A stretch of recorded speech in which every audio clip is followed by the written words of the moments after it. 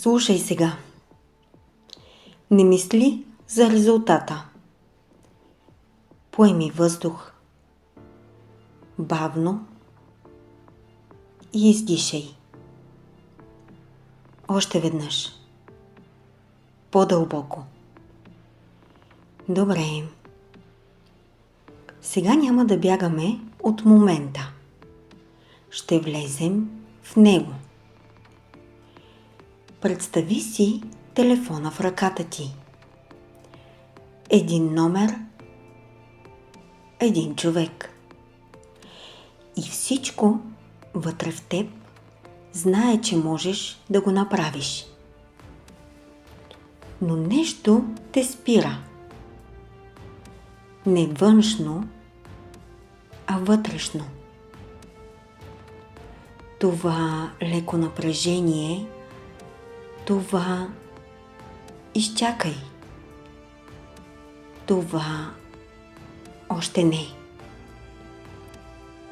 И сега няма да го махаме на сила. Ще го видим. Поеми въздух и усети тялото си. Раменете, челюстта, стомаха. Това е моментът преди действие. И повечето хора остават точно тук. Не защото не могат, а защото спират да дишат в него. Но ти няма да спреш. Ще останеш и ще натиснеш набери. Вътрешно първо. Не реално, а в себе си. И виж как започваш всъщност.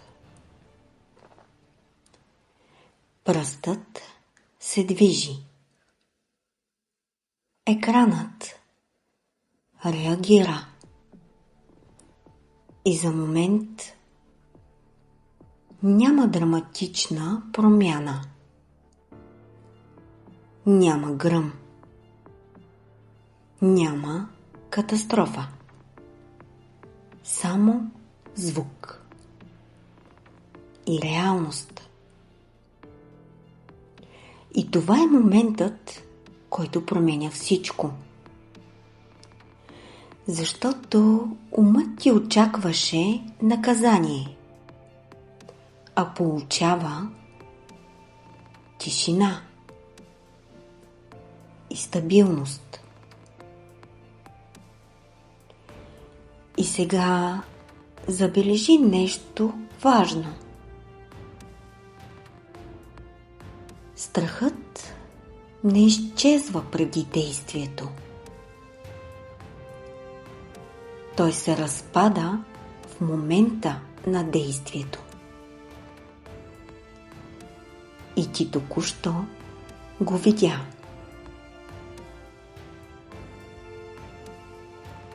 И сега нещо в теб се пренарежда. Не шумно, а тихо. Като вътрешно окей. И сега вече не си човекът, който обмисля, а човекът, който може. И това е разликата.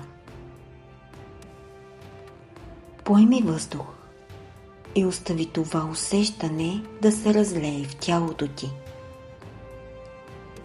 Тежестта не просто пада.